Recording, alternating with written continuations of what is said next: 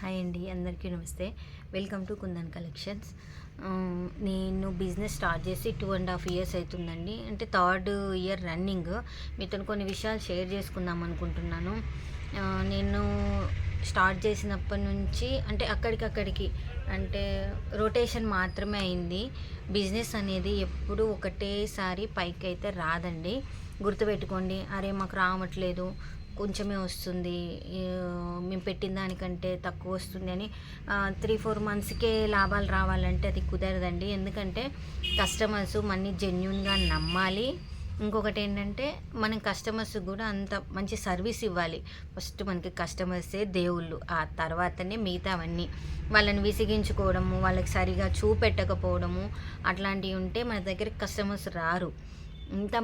ఇప్పుడు పెద్ద పెద్ద షోరూమ్స్కి వెళ్ళినప్పుడు మొత్తం తీసి పడేస్తూ ఉంటారు. వాళ్ళు అంత ఓపిక్గా ఉండి మళ్ళీ సదురుకుంటారు.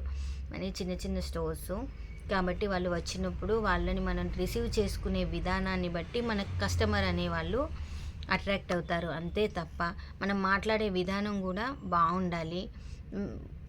బార్గెనింగ్ ఉంటుంది కంపల్సరీ, ఉండకుండా ఉండదు. ఆడవాళ్ళంటేనే బార్గెనింగ్ కంపల్సరీ.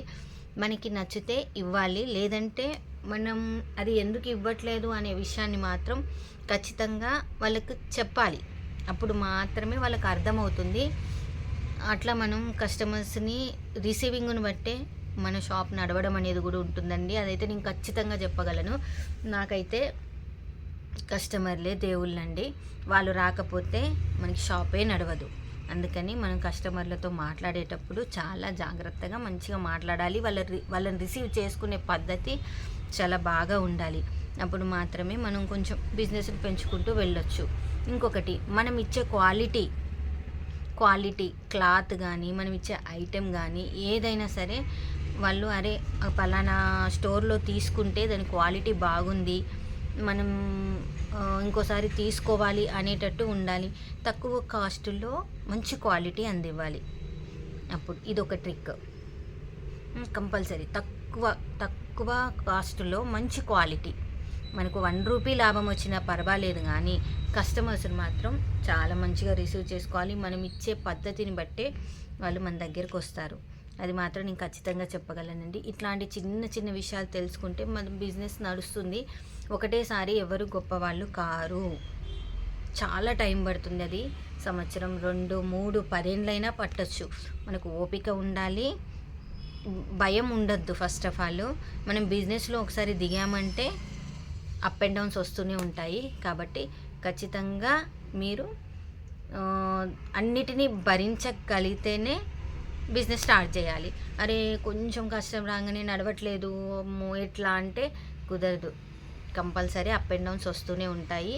మనం రీచ్ కావడానికి టైం పడుతుందండి. కొంతమందికి 2 yearsలోనే రీచ్, కొంతమంది 3, కొంతమందికి 5, కొంచెం 10, 20 years కూడా మంచిగా రీచ్ అయిన వాళ్ళు ఉంటారు. అట్లా ఆలోచించండి. అంతేగాని అరే నాది పెడితే నడవట్లేదు, పలానా వాళ్ళది నడుస్తుంది, మీరు యూట్యూబులలో ఇన్స్టాలలో చూసి అరే వాళ్ళే బాగా రన్ అవుతున్నది మనది కావట్లేదు, అట్లా ఉండద్దు. మీకు ఏం చేస్తే అది రన్ అవుతుంది, ఏ ట్రిక్స్ ఫాలో అయితే కస్టమర్స్ వస్తున్నారు, మీరు ఎంత మంచి క్వాలిటీ ఇస్తున్నారు, క్వాంటిటీ ఇస్తున్నారు, క్లాత్ బాగుందా అనేది మాత్రం దృష్టిలో పెట్టుకోండి. First of all very very important ఏంటంటే ఫస్ట్ కస్టమర్ని మంచిగా రిసీవ్ చేసుకోవాలి. వాళ్ళే మనకు దేవుళ్ళు. ఫస్ట్ కస్టమర్ తర్వాతనే ఏదైనా, అది మాత్రం గుర్తుపెట్టుకోండి.